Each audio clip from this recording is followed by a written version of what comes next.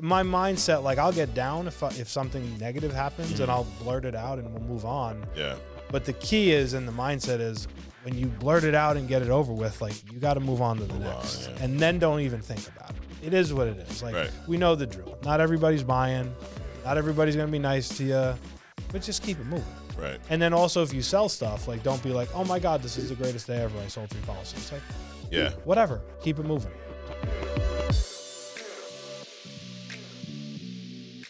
All right, welcome to True Talk. I'm my man Steve Giordano, the #1 producer for like the last 100 years here. My just man. about. Yeah. How we doing, bro? I'm terrific. Yourself? Awesome, dude. Thanks for coming up. Thanks for having me. You have a busy schedule, dude. We got you up here. But seriously, you've been #1 how many years in a row now? 5 in a row. 5. You have 5 belts? 5 belts. It's like Booker T, dude. 5 times. Right. 5 times. 5 times. 5 times. 5 times. Love it. Love it. Is that your plan this year to be #1? Not my plan. Not your plan. I mean, my plan is to grow our team. And it's funny you mentioned that. The #1 thing I was most proud of at convention was not the 5th belt. Was 1, having Tier be a $2 million annuity Hall of Famer, and 2, we were number 10 as an agency in profitability. That's awesome. I got that. I was like, this is the greatest thing ever. Like, I want to be #1 in profitability. You've been pushing for that. Like, I remember, dude, I think we were in Miami. I remember we gave you the belt, and I think I was taking it back from you to send it back, and I'm like, dude, you got to grow your agency. It's like, this is the year, and you've been on it. So, number 10 profitability last year. It's awesome. What is your goal agency production this year? Really to be over 10, probably 10. 11 to 12. I think we can do it. Agency Hall of Fame. Yeah, Agency Hall of Fame. That's kind of been my #1 goal. This year I want to be Agency Hall of Fame, Annuity Hall of Fame, Personal Hall of Fame. Okay. I think it's doable for sure. What's the most annuities you've ever written in a year? Not too much. Maybe like 400,000. Okay. I think I did. Got it. Yeah. So you got some room there to grow. Room to go, for sure. But I mean, it's not. I mean, we're in March. It's not crazy. Yeah. It can happen. I got a few in the pipeline. Yeah. And right now you're at, well, this is going back a few weeks, through end of February, 264,000, which is on pace to do about 1.7, 1.8. So you continue that pace, it'll be your best year ever. Wild. Are you working a lot more? I mean, it's different because this business has always evolved for me. You know, we go from like the pandemic where we're like in home and we're selling people in like the driveway to now we're virtual to for me, it's hybrid. So I've looked at it like, man, I can sell in person and I can sell over the phone, and also having people book on my calendar for IUL. So like, from a phone call perspective, I'm probably making more phone calls and more appointments. From a working hard perspective, I mean, I'm home more. Yeah. So, like, I can make a couple phone calls and go, like, do the laundry or whatever. Right, you know what I mean? Or, like, go do something else and sell a couple of IULs. So it's not like you've doubled your work. Correct. Your schedule. It's pretty much same schedule, more on the phone. Right. But, I mean, just switching. When did you make that switch to IULs and virtual? Last year, I was doing virtual, but I was probably like 10, 20%. Now it might be like 40, 50, depending the week. And look, they the way you set it up, they book themselves. So you open your calendar and then you're just taking calls and you get your no-shows and you're this and you're that, and you can sell a policy in 20 minutes to people everywhere. Dude, it's just like once you know your numbers, you've cracked the code, right? Like if you know, if I dial this many times, speak to this many people, this is how many sales I'm going to make. Now you got the cheat code. 100%. And the better you get, the better those ratios get, but that's why you got to know your numbers. Absolutely. What do you do? So being the #1 producer year in and year out, you got to have a constant lead flow, right? Like I guess, what is the key to being #1? I think lead flow for sure. You're not gonna sell just anybody. You need people that actually want it. So lead flow and being diverse and having, I always say, like 2 to 3 types or vendors or whatever way you want to look at that. That's #1. Your schedule and your discipline is #2. You know, your calendar, if it's not minute by minute and kind of filled out that way to where you know you got something next coming up, you're never going to get to those numbers. And that's hard. Like sometimes you don't want to, sometimes you're tired, sometimes you're whatever. You got to make sure that your goals don't care if you're tired or not. Right. That schedule is filled out for, the 5-6 days that I'm working it, and I'm maximizing it. And I get a lot of urgency around, all right, like if I don't have something on that calendar, like I got to go call somebody. I got to call a past client. I got to call somebody I didn't sell. Like there's somebody to call, you know, when you buy leads. So I think that's kind of the key, the lead flow and then the schedule. Yeah. It's funny. I interview people every week here, and everything I ask always boils down to mentality, mindset. Because everything you just said, schedule, but I have to make sure I'm calling someone. That's a mindset thing. Absolutely. Because you could easily go, well, dude, my first 3 appointments weren't there. Today's going to suck, blah, blah, blah. I'm just going to get on it tomorrow. Yeah. I think that's what separates top producers from people that don't produce enough is they let distractions and excuses get in the way. Yes. Right? How do you make sure that doesn't happen? And I know it's probably easier now, 7 years, but I mean, early on, your first year, 2019, you sold almost 700,000. You're number 2, you know, in the country. How do you avoid those distractions and not let that negativity sink in? It's funny because you say it's easy. It's actually still hard for me in this regard because I want to close everybody. Yeah. I'm competitive, the whole thing. I'll get down at certain times. And a lot of people will look at me and be like, well, he closes everybody. Right. He writes 1.5. He closes every single person. Yes. Do I have a good close ratio? Sure. But what I don't have is a lot of days where I don't get something out of it. Meaning, like, when you do that over a month, a year, and you fought through 9 no-shows, but you sold 1. Right. And then you did the next day and you sold 3. And then, this day you had 6 but you just worked it. And my mindset, like, I'll get down if something negative happens and I'll blurt it out and we'll move on. Yeah. But the key is, and the mindset is, when you blurt it out and get it over with, like, you got to move on to the next. And then don't even think about it. It is what it is. Like, we know the drill. Not everybody's buying. Not everybody's going to be nice to you. But just keep it moving. Right. And then also, if you sell stuff, like, don't be like, oh, my God, this is the greatest day ever. I sold 3 policies. Like, whatever. Keep it moving. Yeah, how have you not rode that part of the roller coaster? Because there are ups and downs in sales, right? And I think every agent struggles with one or the other. Some, when they're down, they're down. Like, they, 5 appointments in a row were no-showed, and all of a sudden they're looking on Indeed for a new job. They're ready to quit. They're selling their TV. Like, dude, relax. Sure. But also, you go on a streak. I've been there where I remember my worst day ever in the field was preceded by, like, 3 of my best weeks ever. Dude, this was, like, my first year. I'm getting paid $4 or $5 grand a week. I'm like, dude, this is awesome, right? And then I had a day where I had 10 appointments. All of them were there, Steve. I closed none of them. And I'm like, this sucks. I should not even be in this business. Horrible. But so the downs are hard to manage, but being number 1, 5 years in a row and always being around that million, except for the first year where you were here for 11 months, how do you not ride that high? I'm always afraid, like, somebody's going to take it away. Yeah. Like, literally. Like, I don't, like, you have to have a mentality when I think you're an entrepreneur, like, you're thinking bigger, you're making more money, you're thinking, like, on this bigger level. Yeah. But you have to match that with, like, you could lose it in an instant. Right. And I have that just in me. Like, I'm like, all right, like, 1, we haven't arrived. Like, there's a lot more I want to do. What's amazing about this business is the cash flow that it gives you. It can help you to do other things that you want to do. Yeah. So, like, just look at it for what it is and don't ride the high and be like, oh, like, we've made it. Like, we haven't made it. Right. Like, yes, we're happy where we are, but there's more to do, and you could literally lose it at any minute. Yeah. So you're kind of almost always looking over your shoulder. Like, 100%. Yeah, you got to. I mean, it's been an impressive run. People that look at you, like, you do get that, well, Steve doesn't need to get on training. But it's funny, every time we talk, you're like, dude, I get on all the training. It's what I try to explain to everyone. The top guys get on everything.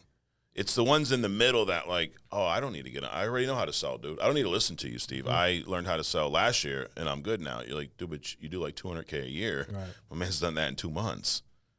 But you still get on as much training as you can. Absolutely. Because there's always, like, one little thing. Yeah. It's not to say, like, yeah, you're going to hear an hour call and you're going to hear an hour worth of stuff that's going to change your life. Right. You're going to hear probably one thing when you've been doing this a long time, and it's like, it could be a word track. Like, I was talking to this agent this morning. Yeah. And she's talking to me about doing mortgage appointments. Mm-hmm. And she's talking about how she'll communicate to the client about, hey, the bank's going to foreclose on your house in 3 months. And she uses that in her pitch in that 3 months. And then when you're doing equity protection or what have you. And I was like, man, I don't do that.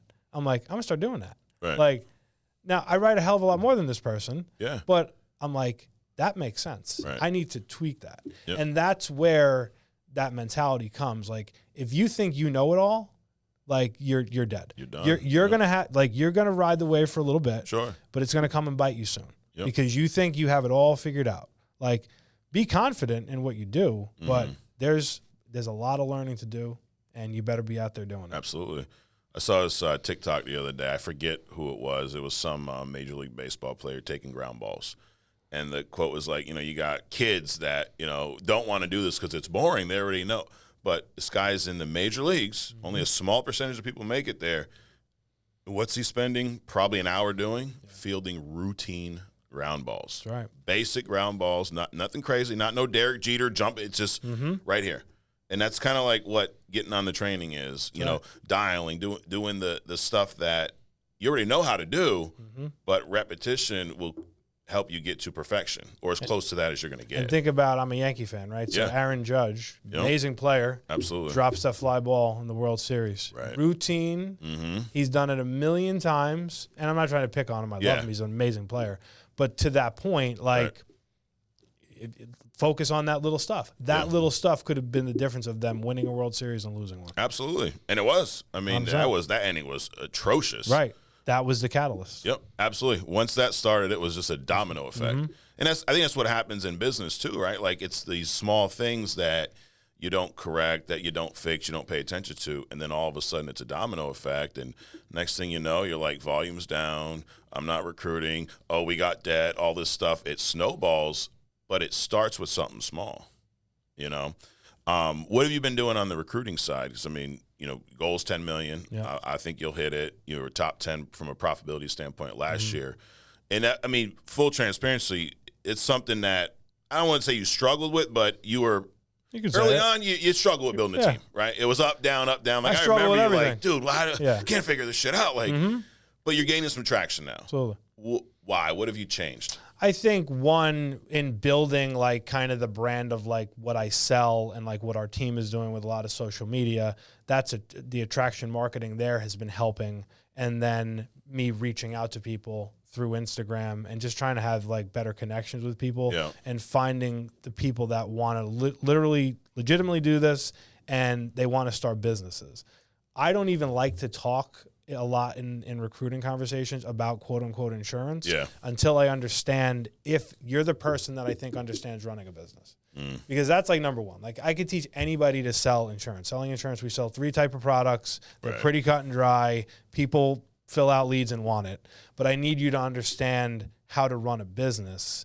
So there's been a lot of that through social media. And frankly, I'm very picky of who I want to work with. We've all made mistakes and recruited the wrong people. It's how business goes. Right. And you learn your lessons. And then I think the second thing would be the good leaders that I have on my team, empowering them more, and they're finding now kind of that next level. So it's becoming a multiplication. We're not where we want to be yet, but I feel like we're on our way. And you just got to keep chopping the axe and figuring things out. Yeah, absolutely. You guys, through February, about 900,000. Yeah. Good way to start the year. Obviously, you're picking up a little bit. Yeah, but it should be higher. 10 million is very doable. Yeah, with for sure. starting the year at 900. We're going to do it. People watching that don't know you probably think, dude, this guy's must have been in sales since he was like 5. Like, how's he selling this? But you have not been, right? No. Your background was restaurant business. 100%. Yeah. How long were you in the restaurant business for? Like 15 years. 15 years. Yeah. Why'd you make the move to sales? I just wanted more. Like I remember, working in restaurants where it was just, you were very capped at where you were going to be. You had a lot of people making decisions for you on where your next career move was going to be. There weren't as many opportunities. And if there were, you had to move. And I had this angst around like, I cannot listen to somebody tell me what to do anymore. Yeah. It just was not matching my personality. And I'm like, I'm good at like a lot of these things and like kind of leading myself. I need something like that. Right. And then sales, I think, was natural, and I think my personality and kind of how I was able to connect with people. Yeah. And then you throw in hard work and, the system we have, and it's like this recipe for good things when you put it all together. Why did you get into the restaurant business? I wanted to be a chef at the time when I was like got 15. Okay. Maybe. When you were 15, you want to be a chef? Yeah, like I started. Where'd that come from? I know, right? Like I started working at a catering hall, and Yeah. like I saw, and I was like, oh, this is cool, whatever. Yeah. And I didn't know what I didn't know. I liked it. I like cooking. I still do. Yeah. But I then started learning, like, okay, like this is like labor, like you're gonna like beat yourself up. Did you start out as a chef? I started out as a dishwasher. Okay. And then I worked my way up to being a chef. Yeah. And went to culinary school. And then I was like, okay, I like more of the management and the business side of Got things. it. So that's where kind of the business kind of, Because when you left, you what, general manager? Or? Yeah, I had multiple units. I was like a district manager Yeah. for multiple restaurants and stuff. What was your best year income-wise in the restaurant industry? Like 110. 110. How many hours a week were you working then? Probably 50, 60. Yeah. Yeah.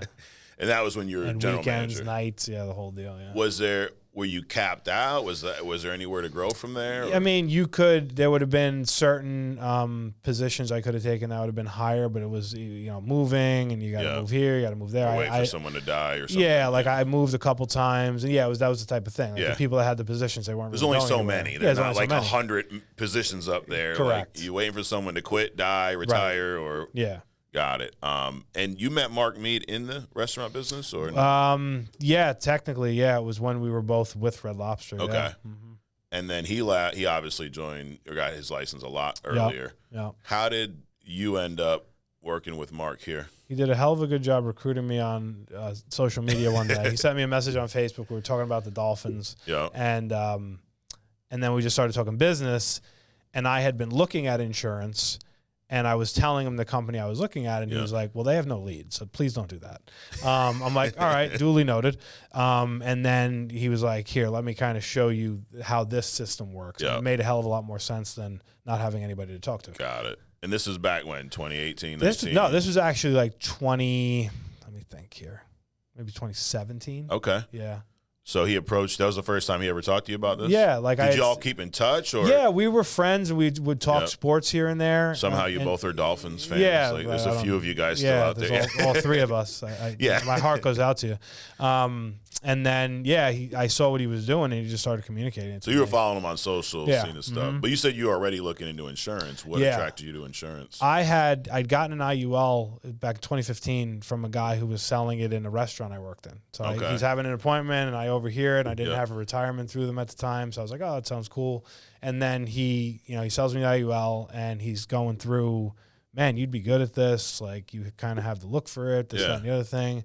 But I had no, idea around. He's like, well, you're not gonna have a salary, you're not gonna have leads, you're not gonna have a car, you're not gonna have insurance. I'm like, you're like, I don't know if I can do that. Yeah, what am I gonna have? And I was not in an entrepreneurial mindset at all at the time. And well, what were you doing at the restaurant at that point? I was district manager. I had multiple units, so I was probably making whatever 100 or so. I was doing okay, and but I just knew in that conversation with him, I'm like, all right, this makes sense, but there's something there. I needed to understand it. Wasn't the right time for it. It wasn't the right time. It took time, and I did my research, which I'm very analytical and sometimes too analytical. Yeah. And then it started to make sense. Okay. You've been researching insurance prior to Mark reaching out?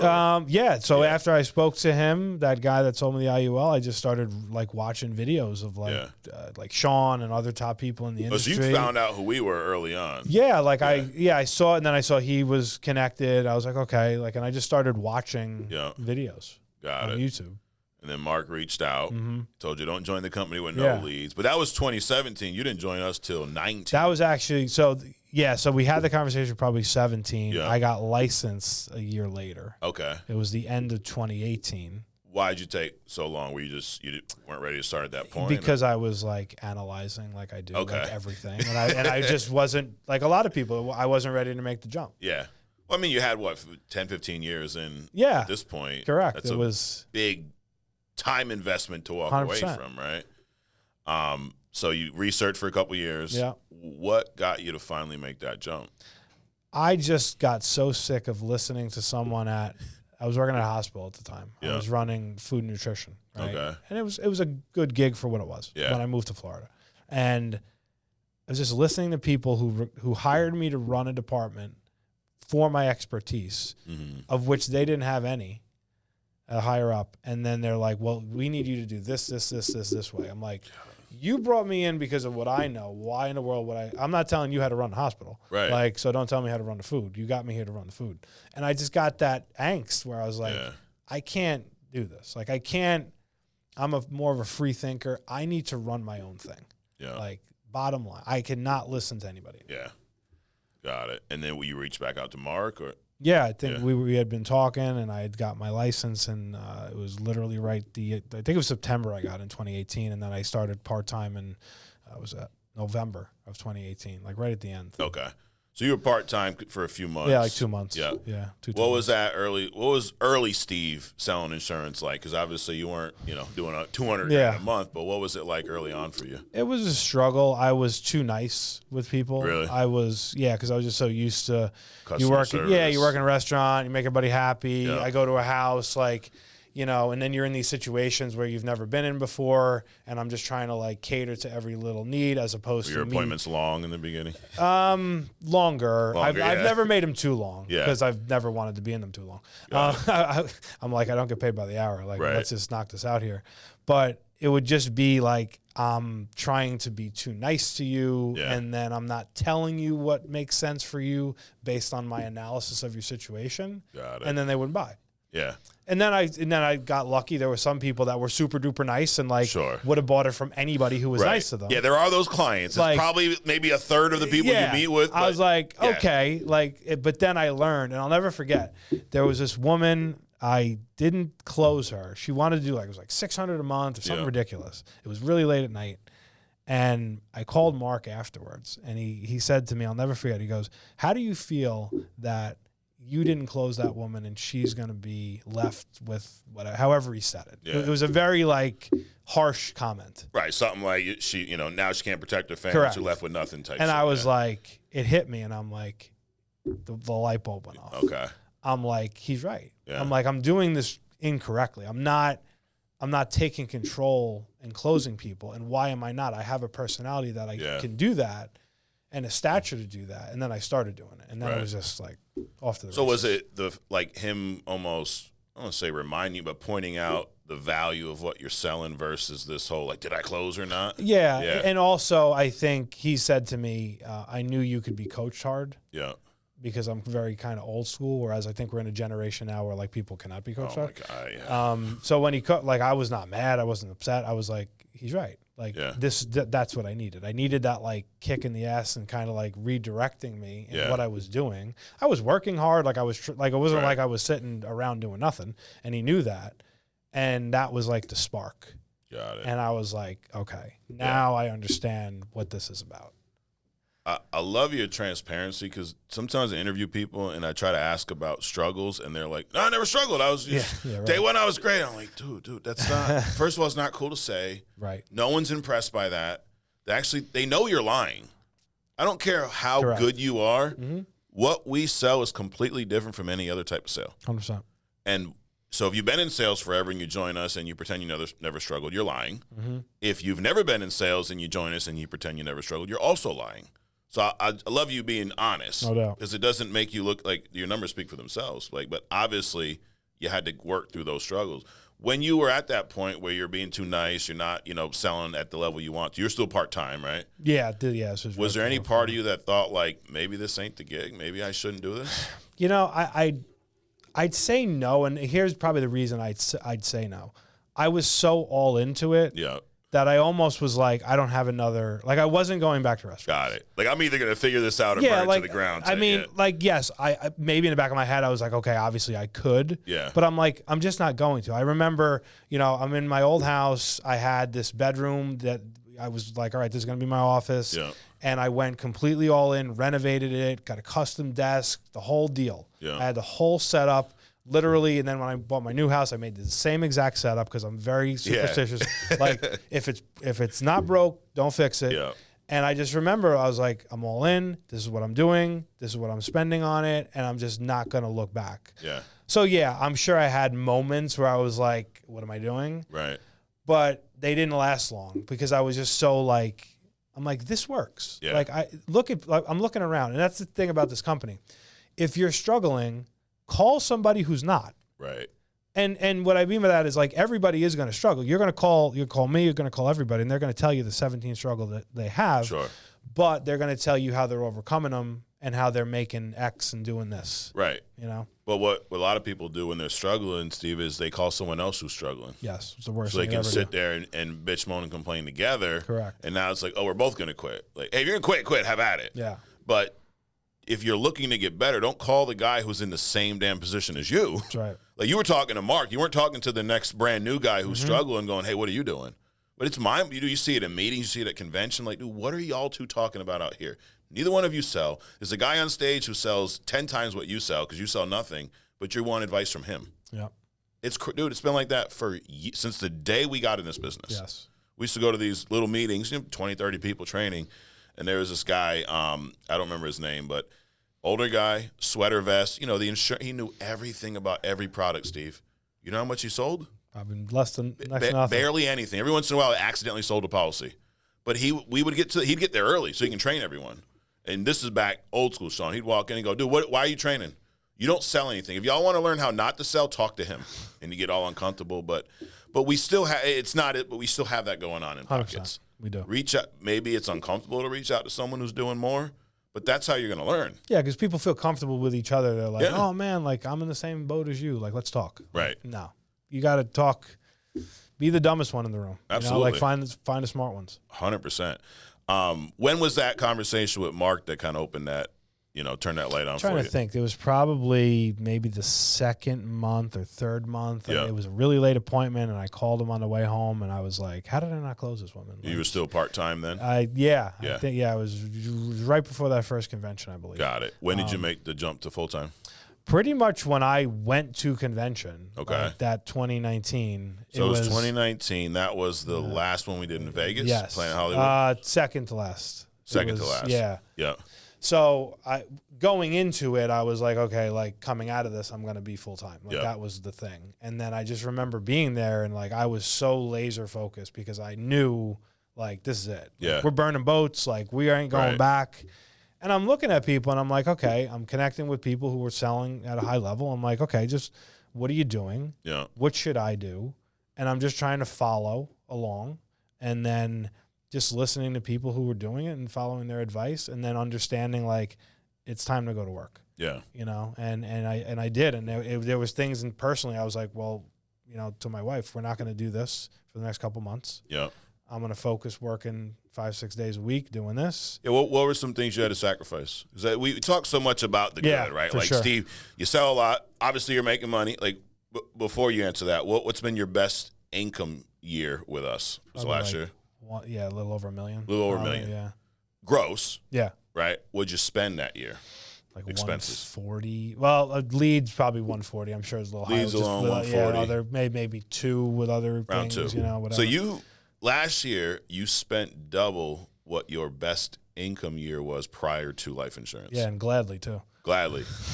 But when you now obviously you're a businessman, entrepreneur, you get it. But when you take a step back, like try to remove yourself and think about it, that's crazy. It is. Right? Like, but who wouldn't want to spend $200K to gross $1 million, keep 8? Right. Do that all day. Mm-hmm. And then you play into obviously taxes and how you play that, game and whatever as a business person. Yeah. But either way, even if you walk away with $500-600K net, it's a pretty good deal. Hell yeah. And there's no cap. Correct. Like you do more, you make more. Right. You don't have to wait for, you don't have to wait for Sean to die and be the CEO to make, like, you just do what you do. Correct. But we talk about that stuff a lot. Sacrifices, I think, is also something that holds people back because they're unwilling to make them at all. Like, and we're not saying, dude, sacrifice, don't see your family for 10 years type shit. Like, but what were some sacrifices you decided to make early on, and how did you communicate that to your family? You didn't have kids at the time, right? No, it was just you and Margot. Yeah. What was that like? Yeah, it's funny. So when I got the position in the hospital and I moved to Florida, I was so used to working nights and weekends and like really killing myself. So I get this position now that's Monday to Friday. I moved to South Florida. It's amazing. Yeah. I'm basically working my daytime job, hanging out, doing stuff at night, doing stuff on the weekends, whatever. So I get into this and and it's hard in South Florida, right? You could always be doing something. All kinds of I tell people, yeah. I'm like, you're not going to get a higher producer probably in South Florida than me, just because they're going to be enticed by everything. Right. You know what I mean? Like it's hard to not be. Yeah. So the sacrifices early on was instead of when I used to come home from work and all right, now I'm going to sit on the TV, I'm going to watch some sports, I'm going to do this, I'm going to do that. I was working in the evenings, right? Dialing, calling, whatever. And there was sacrifice of those nights. And then I'm obviously running late appointments. So if I'm running 4 days, Tuesday, Wednesday, Friday, Saturday, maybe the Saturday I'd cut it off early. Mm-hmm. But that nighttime, those hours, that's where my income leveling up came. Right. And it was basically just communicating, with my wife, like, okay, here's what we're going to do. This is going to be the schedule. I'm going to sacrifice these nights. And then, all right, then we're going to have like Saturdays and then we're going to have Sunday. Yeah. And I just did that. And then next thing you know, because again, the goal, it's about what your goals are. The goals were to make more money. Yeah. Like, let's sacrifice now. Let's make more money. Let's get ourselves in a better position. Let's then be able to have kids, afford it, and not be freaking out about it. Right. Because they're expensive. Because they're expensive. They definitely. How many you have now? Two? Two. How old are they? 4 and one's going to be 3. Okay. Like 2 months. They're going to get more expensive every Correct. year, Steve. So. Yeah, right. You're right. Yeah, get ready. That's why people are like, oh, like, why do you sell so much? Well, I have 2 kids. Like, right. I don't know. Why don't you? Yeah, that's a great question. You got 4. Why aren't you selling exactly. as much? I don't understand. But that was kind of that sacrifice then, but I knew what I wanted at the time. Yeah. And I'm like, all right, like, what am I doing? Some of these nights I'm just sitting around like watching Netflix. Like, right. When I could be building a business. Correct. For the long-term gain. gain. One of the things I learned early on in this business at a convention, the guy said, get a white sheet of paper, draw a line down the middle, write what you want on one side. Do that. Just fill it out, whatever. You want to go on 3 trips a year. You want to go to Disney. You want to go to WrestleMania. Whatever the hell it is, write it. Sit down with your family. If you got kids, wife, write it all those things down. And then on the other column, write what you're willing to give up to do that. Because everybody wants. Mm-hmm. Right? You want to go to Disney? Yeah, it'd be great. I wish I could. How many times do you hear that shit? I wish I could do this. And if I won the lottery, I would do X, Y, and Z. Why don't you just give up some stuff and start checking things off that list? But as long as that want list is, what you're going to give up better be equally as long. Because there's only so many hours in a day. Yep. And it's not hey, sacrifice, this for 10 years. Do it for a couple of years. Do it when the kids are little. Yep, correct. Like when my first daughter, Carmela, she is 13 now. When she was born that first year, you could have picked her up and she wouldn't have known the difference between me or you. True. Right? Like, I wasn't happy about it at the time, but our goal was when we have kids, we don't want to drop them off at daycare. We don't want family members to raise them. Yep. I wanted my wife to retire from the bank. She was a head teller at a bank for him. It's actually why I'm here. She met Sean there. But we didn't want her to work while we were raising kids. But what I had to give up, Steve, was almost every single night. This wasn't FFL. This wasn't 140% comp. Right. I'm at like a 70% comp, right? And, back then, $200,000 a year was like you guys writing 5 now. But, I mean, I'm selling $200K a year. I'm working in the office with Sean, building the company. I had one night where I went home at 4. I left the office at 4, went home Tuesday nights. For some reason, I picked Tuesday nights. That was like my night off. Monday, Wednesday, Thursday, Friday, Saturday, Sunday, I worked from 8 in the morning to 10, 11 o'clock at night. But I don't do that now. Right. But I had to do it then. And we did. We sat down. What do we want? We want you to stay home. We want to be able to take some trips. We want to not worry about money in different levels. I mean, back then it was like I want to go to the restaurant and not look at the price when I order my dinner, right? And not go, could we get an appetizer or not? Like that shit, I hate when you go out with someone and, they're splitting it up. They can, well, how much leave for a tip? Dude, who cares? Right. Don't go out if you're going to be that way. Yeah, exactly. I've been a busser, dishwasher. I've done all that shit. And, like, the worst is, like, you're busting your ass and you get, like, a $2 tip on, like, a $200 bill. Like, dude, don't come out then. Yeah. But you got to be willing to sacrifice. Your why also has to change. Like, there's no way you keep doing 1.4, 1.5 million every single year with your same why from 2019, right? Yeah. What was your why initially and what is it now? Yeah, it's interesting. So originally it's survive, right? So like it's okay. You made 110. Can you make at least that, right? Can you survive? then it's okay. Like I see where this is going. I can make more. And then it was okay. Like I want to have a bigger home because we want to have kids. And then it becomes, you know, you want your wife home to raise them and homeschool them, which is probably what we're going to do. And that's that's very liberating to be able to do that. And now it's kind of like, I want to venture into other things and take the monies that we make here to create more. Right. And I think that's something that gets lost a lot. Like there's so many opportunities, like real estate. I'm doing like a faceless YouTube channel, which is a wrestling channel. Oh, nice. Ironically enough, I actually came across it. Yeah, I forgot. Okay. Okay. So, and it's like you can do fun stuff and you can make money, and it's also like learning. And now it then also becomes okay getting the time back, right? Because now they are becoming 3 and 4. So like there are things like, I'm not always there as much as I want to be, but I can say, okay, we can do this, that, and the other. So it's now winning that time back and being able to like coach a sport as they're getting older, stuff like that. That's awesome. What is your goal personally this year, production? That's a great question. I mean, like, have you thought about it yet? No, honestly, just like, going, I'm just like, I guess. I mean, I always like to beat my number. I guess, like, but I always like to do what's possible. You know, like, being number 1 is cool. Like, whatever. If I'm not, I'm not going to lose any sleep. Sure. The biggest goal, like I said before, is our team over 10 million. That's number 1. Me probably being, you know, annuity Hall of Famer would be number 2. Yeah. Doing something I haven't done there. And then, I mean, I'm sure I'll write 1.5 or ish in that ballpark. It would be cool to maybe do 2. And I say it in this regard. With the new kind of IUL lead structure and the virtual and the whole deal where you can really sell more and have more appointments. Right. It doesn't mean you're going to have to necessarily put in that much more time, but you can maximize your time. Correct. So, which we're going to talk about that on the next level this week with you about that lead structure, because I was saying this to Silvana was up here recently, and I remember when we used to dial on Saturdays back in the day. We're talking 10, 15 years ago. Everyone would come to the office, would dial leads, and I was really good on the phone. So Sean would have new guys sit down and listen to me. And you know what?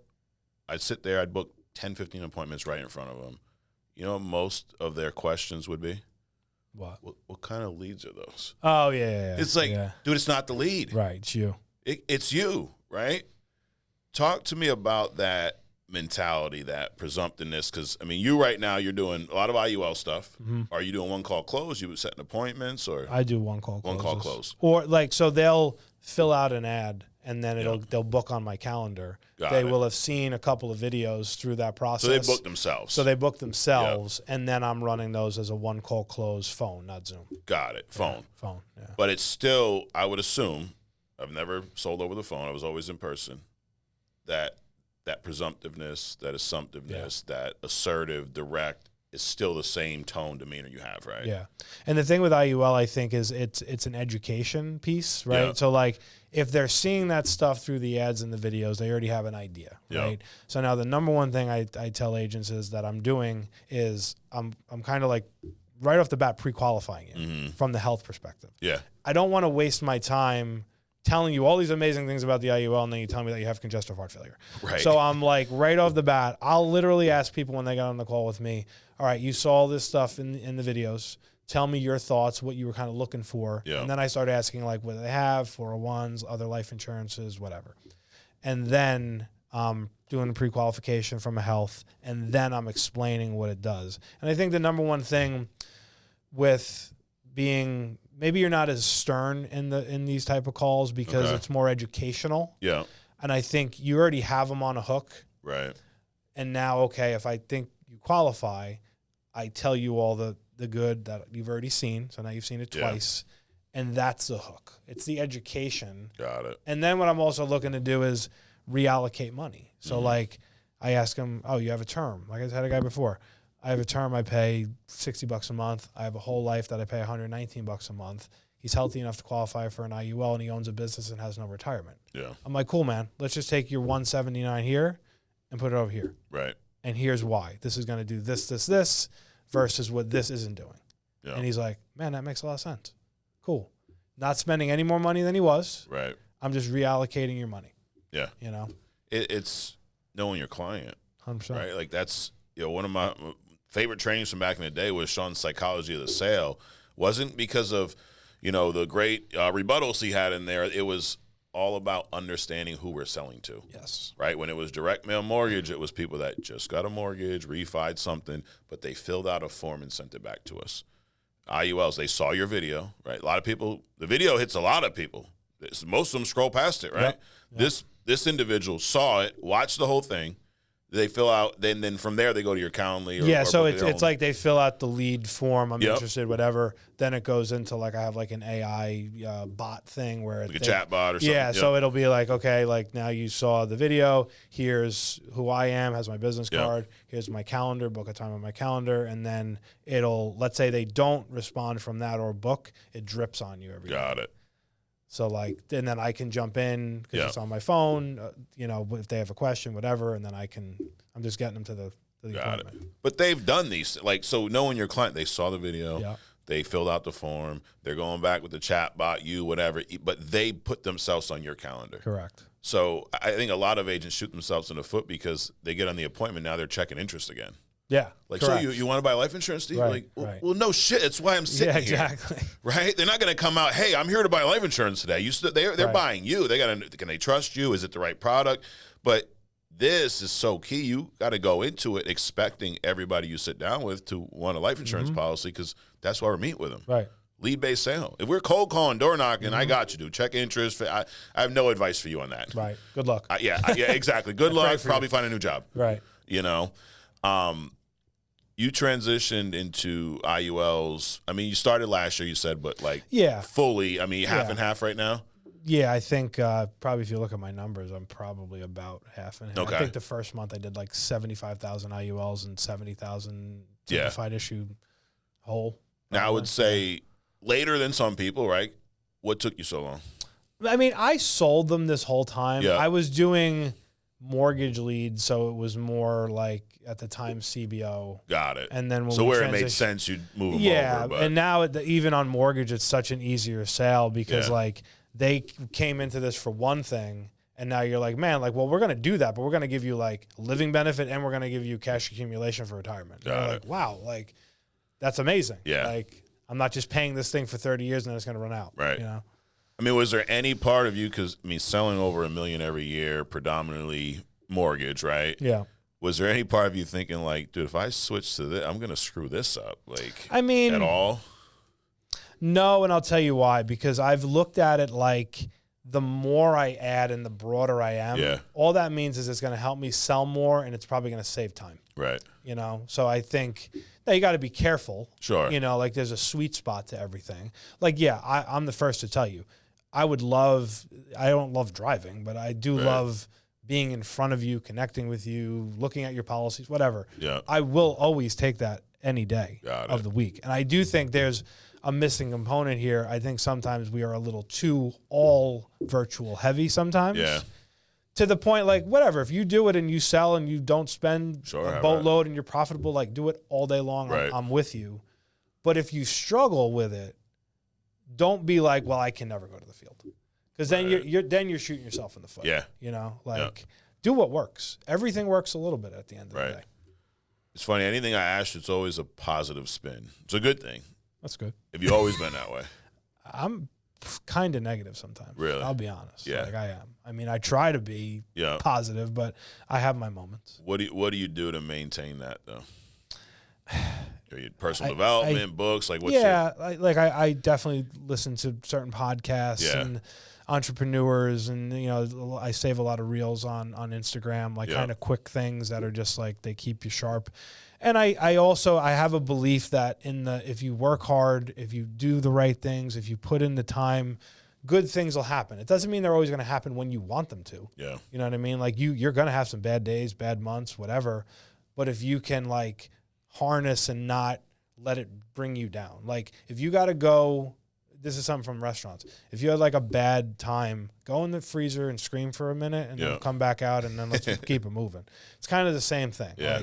All right, you had a frustrating situation with a client. They canceled. They didn't buy whatever. All right. How many people are there in the world, in the country? Right. go call somebody else. Correct. You know what I mean? Like, yeah. Keep planting seeds. Yeah. It's like you were starting saying it when we first got on, you know, you have a bad moment, you have a bad hour. Yeah. But you don't need to have a bad day. Correct. Don't live there. Right. Why are you going to let one interaction, 5 interactions with clients or whatever the case may be, you're driving to the office, somebody cuts you off, pisses you off. You know, let that bother, you let that ruin the rest of your day. Correct. And it sounds stupid, but a lot of people do. And if you could, let's say you have a bad couple of things that happen in the morning, right? If you can actually remember it by 9 o'clock at night, right. It means you didn't work hard enough. Correct. Like, I don't even remember half the stuff that happens in the morning. I'm like, all right, well, now I'm on to this. Right. Like, just talking to one of the staff members, and they're like, yeah, this guy thinks you don't like him. I'm like, why? Like, you know, years ago, he posted something, and this happened, and you said, I'm like, dude, I don't even know what you're talking about. Like, I barely even know this guy. So to think that I don't like, I'm literally indifferent. Like, but people, they live in misery? Yes. It's like, and it's almost human nature or just how we're raised as a society to, you know, go to the negative. Yeah. But it's you got to manage this day 100%. In and day out. You know, it'll kill you. Right. But like we said, it's work. Yes. You working your ass off. It's hard to remember what happened. Hard to remember what you had for breakfast. Right. You know, what happened on your way to the office, whatever the case may be.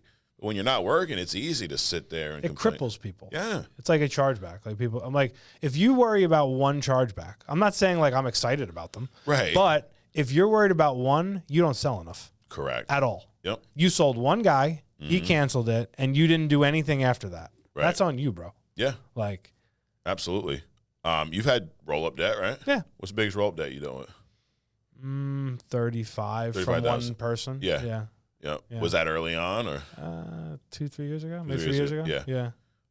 So you work. So you're like, I don't know, something happened at some point. Yeah, I went after the person with lawyers and whatever, and I think I got a payment plan and whatever. Yeah. But it's part of the game. I mean, Absolutely. I don't think anybody's excited about it. No. But you learn lessons and you understand in any business you're going to have profit and loss. It's the way it works. Yeah.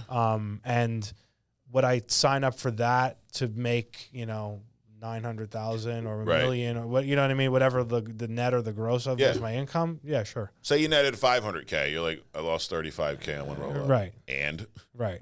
You know, in the moment it sucks. But it's the same thing. All right, well, you can't put it back, right? You can't, once toothpaste out tube, you can't put it back. Yeah. You're lucky you got a payment plan because most of them do. The guy who rolls you 30, 40, 50K in debt don't care about his credit or anything, liens, none of that shit. Like, he don't own anything. It's on his mom's name, his kids, whatever. So you're lucky you got anything back. Right. But it's part of business. Yeah, and I also look at them like, well, you're pathetic. So what do you want me to tell you? Like, I'm going to be successful. Yep. You're still going to be pathetic. Right. Like, just being straight about it. Absolutely. Yeah. God bless you. If that makes you happy to do that, karma's going to get you. Yep. Eventually. And you know what? I have people on my team that write annuities and I make 35 grand on them. Right. So like, whatever. It is what it is. Let's keep it moving. Yep. How many Hall of Fame producers do you think you have this year?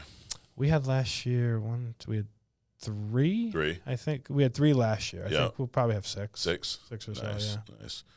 Well, we're going to wrap up with a little true or false, Steve. Cool. So I have a handful of just random things. These are not my opinions, by the way. It's just like it's testing you. But I'm going to rapid fire these. You let me know if they are true or false in your opinion, okay? The best insurance agents are born, not made. Born, not made. False. False. You need a large network of people to be successful in this business. True. True. A good salesman can sell anything to anyone. False. False. The best way to recruit is through social media. True. Door-to-door sales are outdated and ineffective in insurance. False. False. Sales without leads is like running through traffic blindfolded. True. Experienced agents still go through rejection. True. This is one. It's impossible to be the highest producer year after year. False. It's false because you're doing it. Correct. But, dude, I appreciate you coming up doing this. Cool. I really do. And appreciate you going out there kicking ass every year. I hope you are number one again just because the belt we're working on this year, oh boy, it's going to look great in your collection. Right. But also challenge anyone else. Like, dude, I love you, C, but as much as I hope you're number one, I'm kind of tired of giving you the belt. Sure. You know? Yeah, you're going to have a whole nother office just for belts. Yeah, people got sick of seeing Tom Brady. I get it. Yeah, exactly. So you got a few more to you. I mean, you got 2 more, you get Tom Brady's level. But I mean, dude, it's awesome seeing what you're doing year in, year out. And, just talking to you, it makes sense why. Thanks. And it's just, I mean, it's the core principles that we've heard and talked about for years. It's just how much are you going to adapt them? How much are you going to, I want to say concede, but like, dude, if I'm all in, I'm going to listen to everything that y'all are telling me to do, Absolutely. and I'm going to do it. A lot of people are too smart, though. Yes. Well, I don't want to do that. That's stupid, writing down your why and this and that and talking to your family about it. Why would I get on training if I okay, dude, you ain't number one, though. There's one person who's number one. Yeah. You know, so appreciate you kicking ass every year and coming up doing this. Absolutely. You were at convention, great event, right? It's awesome, yeah. Last thing, tell these guys why they should go today and register at fflconvention.com for next year. I mean, if you don't invest in yourself and invest in time, like if I think of all the conventions I've went to, you know, certainly we'll say early on I learned, you know, the most, right? But every time I go, there's somebody that I talk to that I take away. It's like you said with the training. I take away little things that I'm not doing and should start doing. Right. Or things I'm doing that I need to stop doing. And I walk away and I'm like, that's going to make me thousands upon thousands of dollars. Correct. And I think if you don't go, you don't have the mentality to be here. Right. Meaning you don't believe in investing in you, and you're sitting here penny pinching a hotel and $100 to register to go see people who are making millions of dollars, and they're going to actually teach you how to do it. Correct. Like you're not meant for this. No. So I think it's like a mentality thing. Like you have to sharpen the sword. On the regular. If not, it's going to get dull. And you're at everything. You're at the Ignite, like wherever you need to be. Yeah, I want to go. I also, I understand my role in the company. I said this to Sean right after convention. The ability, the people that come up to me and they ask questions, and I try to give everybody as much as I got. Like, people did that for me, number one. Right. And it's an honor for me for people to be like, man, like, I want to do what you're doing. What do I got to do? Yep. And I love to give back and kind of talk to people like that. That's the thing, dude. Everybody's so accessible. Like, you get to these events, dude. You're walking around. Anyone, hey, dude, got a question for you. You're not going to, don't talk to me. Like, that's what we go there for. I know it's the opposite of a lot of other conventions, but dude, we get up and just tell you everything. Because, first of all, most people are probably not going to do it. The other thing is we're not oversaturated, dude. You know, we had like 15,000 agents get paid last year. And this year we'll probably have somewhere around 20, and we'll hit $1 billion. Yeah. But there's a couple million people out there with a life insurance license. So there's enough. There's enough to go around, you know. Sure. So thanks again, guys. Thanks for watching. Subscribe if you haven't already. Go to flconvention.com now to get registered. Also, igniteevents.com for the Ignite conference in Phoenix, and then we'll have one in West Palm later in the year. So appreciate y'all checking us out. You know where to find us every week right here on True Talk. See you next week.